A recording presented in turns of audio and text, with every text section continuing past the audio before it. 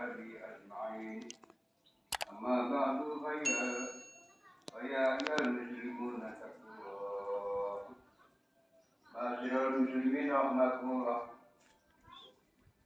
Marilah kita senantiasa bertakwa kepada Allah Subhanahu wa Ta'ala. Karena dengan takwa itu kita akan bisa mendapat ilmu langsung dari Allah Ta'ala. Sebagaimana pernyataan Allah dalam Al-Quran surat Al-Baqarah ayat 282, wattaqullaha wa yu'allimukumullah. Dan takwalah kepada Allah, Allah akan mengajar langsung pengetahuan kepadamu. Ma'asyiral muslimin rahimakumullah. Sama kita ketahui bahwa di dalam agama Islam sangatlah banyak aturannya. Kita bisa melihat dalam hal makanan pun, minum saja terdapat puluhan aturan. Di antaranya sebelum makan membaca bismillah. Setelah makan baca alhamdulillah. Makanan dan minumannya harus halal dan thayyibah. Maka harus pakai tangan kanan, tidak boleh berdiri, tidak boleh tergesa-gesa, ngunyahnya yang lembut, tidak boleh terlalu panas, tidak boleh berlebihan, tidak boleh mencela makanannya. Belum lagi aturan kalau makan bersama dan seterusnya. Ini baru satu persoalan atau hanya masalah makan dan minum. Belum lagi masalah lainnya. Adanya banyaknya aturan itu bukanlah untuk memberati umat atau mempersulit umat, melainkan untuk kebaikan, keselamatan dan kebahagiaan umat itu sendiri.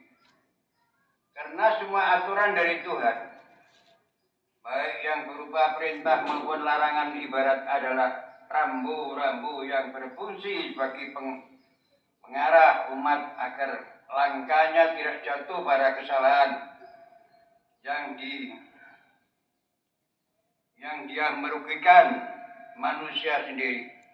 Jadi banyaknya aturan atau hukum dari Tuhan itu pada dasarnya adalah wujud dari kasih sayangnya Allah pada umat manusia, agar perjalanan hidupnya senantiasa dalam rahmat-Nya. Dengan demikian berarti wajib kita bersyukur terhadap banyaknya aturan-aturan dari Allah. Ma'asyiral muslimin rahimakumullah. Meskipun semua aturan dari Tuhan bertujuan untuk kebaikan manusia sendiri, tapi mengapa banyak dari manusia yang merasa berat atau malas dalam menjalankan aturan-aturan Allah? Semua itu tidak lain karena kebanyakan dari manusia tidak memahami hikmah atau faedah dari semuanya peraturan dari Allah. Mempelajari Islam tanpa memahami hikmah di balik semuanya perintah dan larangan Allah, selain berakibat kurangnya semangat dalam menjalankan aturan Allah, juga akan berdampak pada kesalahan dalam menetapkan tujuan ibadahnya. Karena pada khutbah Jumat kali ini, kita juga akan menyampaikan sekilas penjelasan tentang hikmatnya sholat. Hikmatnya sholat agar kita lebih semangat dalam menjalankan dan tidak salah dalam menetapkan tujuan sholat, dan mengapa hikmatnya sholat yang kita angkat. Karena menurut hadis Nabi, sholat yang pertama kali akan ditanya di akhirat. Bila sholatnya baik, maka dianggap baik pula semua amal lainnya. Sebaliknya, jika sholatnya buruk, maka dianggap buruk juga semua amal lainnya, karena masalah sholat itu harus benar-benar diperhatikan. Ma'asyiral muslimin rahimakumullah. Lalu apa saja hikmahnya sholat? Di antaranya sholat bisa menjadi penolong. Segala urusan hal ini diterangkan di dalam Al-Quran dalam surat Al-Baqarah ayat 45.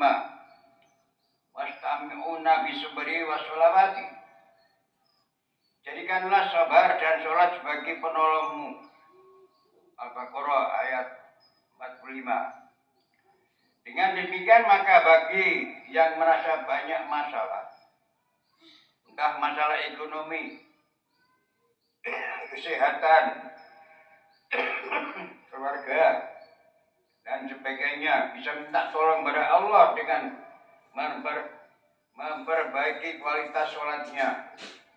Karena pernyataan Al-Quran, sholat bisa menjadi media penolong kita. Sholat merupakan cahaya dan menyelamatkan pada hari kiamat.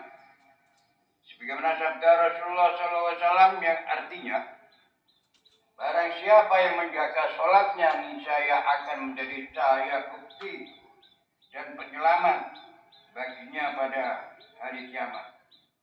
Hadis riwayat Bukhari Ahmad. Sholat bisa mencegah dari perbuatan faksa, keji, dan munkar yang tidak disukai oleh Allah. Diterangkan dalam Al-Quran, aqimus sholata inna sholata tanha anil fahsya'i wal munkar. Dan tegakkanlah sholat. Sesungguhnya sholat itu mencegah dari perbuatan-perbuatan yang keji dan munkar. Al-Ankabut ayat 45. Dengan alasan ini pula, maka umat Islam itu mestinya bisa menjadi umat yang terbaik. Karena sudah tidak mempunyai sifat maksa, keji, dan munkar yang tidak disukai oleh Allah. Tapi mengapa masih banyak orang yang Islam yang kurang baik? Adalah menunjukkan masih banyaknya umat Islam yang belum bisa menegakkan sholat. Dengan sholat akan menjadi manusia yang beruntung. Sebagaimana diterangkan dalam Al-Quran surat Al-Mu'minun ayat 1-2. Qad aflahal mu'minun alladzina hum fi sholatihim khashi'un. Sesungguhnya beruntunglah orang-orang yang beriman, yaitu orang-orang yang khusyuk dalam sholatnya. Surat Mu'minun ayat 1-2. Di antaranya keberuntungannya akan menjadi manusia yang dekat kepada Allah, disayang oleh Allah selama dunia, akhirat, dan seterusnya. Dengan menegakkan sholat berarti memunajatkan kemurnian kasih dan hubungan langsung dengan Allah. Sebagaimana sabda Rasulullah SAW, sesungguhnya sholat seorang dari kalian apabila berdiri sholat, maka ia sedang munajat dengan Rabbil Izzati. Bila sholat merupakan munajat kepada Allah, maka mestinya kita sangat senang untuk menjalankan, bukan malah terasa berat. Sholat bisa menjadi pembersih dan menghapus kesalahan manusia. Sabda Rasulullah SAW, bagaimana pendapat kalian andai kata sebuah sungai berada di rumah salah seorang di antaramu, jadi kamu mandi di sana 5 kali sehari, maka apakah masih ada tempat kotoran pada badannya? Mereka berkata, tidak ada kotoran yang tertinggal pada badannya. Beliau bersabda, maka demikianlah itu merupakan sholat 5 kali Allah menghapus kesalahan keseluruhan. Hadis riwayat Bukhari Muslim. Sholat juga sebagai jalan untuk mi'raj orang mukmin. Qala Rasulullah SAW, as-sholatu mi'rajul mu'minin. Bersabda Rasulullah SAW, sholat itu mi'rajnya orang mukmin.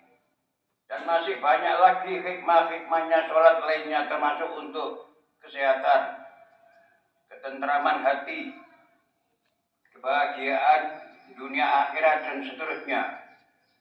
Masyaallah muslimin rahimakumullah. Semoga kita semua tergolong orang-orang bisa merasakan hikmahnya sholat. Amin ya rabbal alamin. Ja'alana Allahu wa iyyakum minal faizil aminin wa adkhalakum wa iyyakum fi jumratil ibadi lais syakirin al muttaqin. A'udzu billahi minasyaitonir rajim. Bismillahirrahmanirrahim. Alladzina yastami'una al-qawla wa yattabi'una ahsanahu ulaika alladzi hadahumullah. Faulaika hum ulul albab. Barakallahu li wa lakum fil Qur'anil azim wa nafa'ana wa iyyakum bil ayati wa dzikril hakim. Innahu ta'ala jatun karim malikum barra'ufur rahim.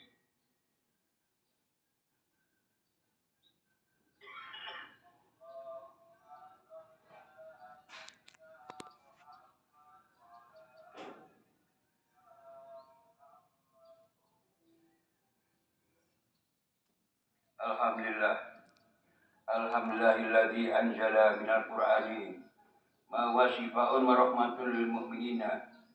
Asyhadu an la ilaha illallah wa asyhadu anna Muhammadar Rasulullah. Allahumma shalli wa sallim wa barik ala sayyidina Muhammadin wa ala alihi wa ashabihi ajma'in. Amma ba'du fa ya muslimun ittaqullaha minal lahwi wa khudil khabar wa alamu anna Allah amarakum bi salati wa salami kama yaqulu innallaha malaikatahu yusholluna 'alan nabi ya ayyuhalladzina amanu shallu 'alaihi wa sallimu taslima. Allahumma shalli wa sallim wa barik ala sayyidina Muhammadin Rasulullah rahmatan lil alamin wa ala alihi wa ashabihi ajmain. Allahumma fir lil mu'minina wal mu'minat wal muslimin wal muslimat al ahya'i minhum wal amwat. Allahumma ansur man nasradin wa aqbil man qadalal muslimin. Allahumma arinal haqqa haqqan warzuqna tiba'ahu wa arinal batila batilan warzuqna tinabahu. Rabbana atina fid dunya hasanah wa fil akhirati hasanah wa qina adzabannar. Ibadallah, innallaha ya'muru bil 'adli wal ihsan wa ita'i dzil qurba wa yanha 'anil fahsya'i wal munkar wal baghi ya'idukum la'allakum tadhakkarun. Fadhkurullahal 'azim yadhkurkum washkuru ala ni'amikum wa la dzikrullahi akbar. Assalamualaikum warahmatullahi wabarakatuh.